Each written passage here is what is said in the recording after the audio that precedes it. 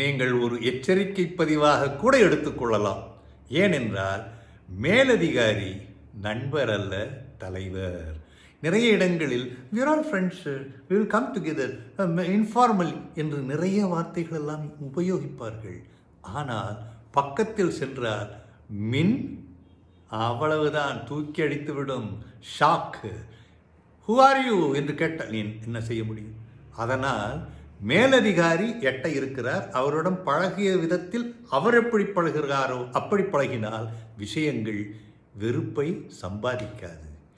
ஏனென்றால் சரியான முறையான எல்லைக்கோடுகளில் கடுமையாக நடப்பவர்கள் இல்லை. தரமான முடிவுகளை எடுக்க இதைப்போல சரியான எல்லைக்கோடுகளை வகுத்து கொண்டால் அது உதவும். அவர் ஏன் இப்படி மேலதிகாரி அப்படித்தான் பேசுவார். இல்லை என்றால் எல்லோரும் ஏய்த்து விடுவார்கள் அல்லவா? சில நேரங்களில் கடுமையாகவும் இருக்கலாம். ஆனால் ஆய்வில் நேர்மை, பணியில் தூய்மை, வெற்றிக்கு வழிகாட்டுதல், இந்த மேலதிகாரி மிகவும் நல்லவராக இருப்பார். தொழில்முறை வளர்ச்சிக்கு முன்னுரிமை வழங்கப்படுகிறது. குழு அங்கத்தினர்களின் செயல்பாடுகள் ஆரோக்கியமாக இருக்கும்.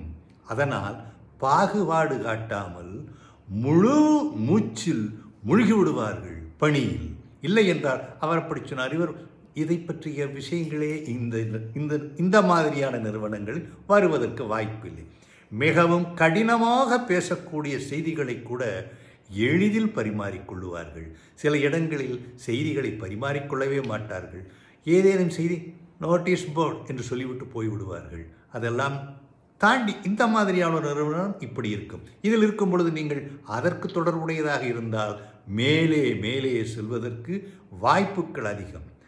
தொழில்முறை இடைவெளி பாதுகாக்கப்பட்டு செயல்பாடுகள் சிறப்பாக இருக்கும். இல்லை என்றால் பர்சனல் ஸ்பேஸ், என்னுடைய அந்தரங்க இதெல்லாம் தேவையில்லாத பிரச்சனைகள்.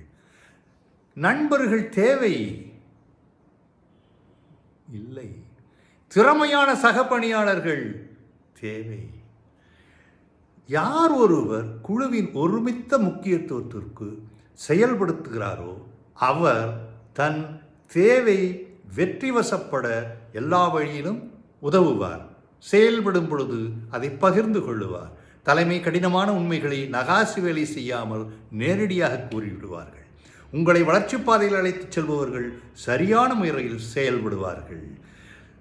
தொழில்முறை வளையத்துக்குள் செயல்படுபவர்கள் எந்த காலத்திலும் வளைந்தெழிந்து செல்ல மாட்டார்கள்.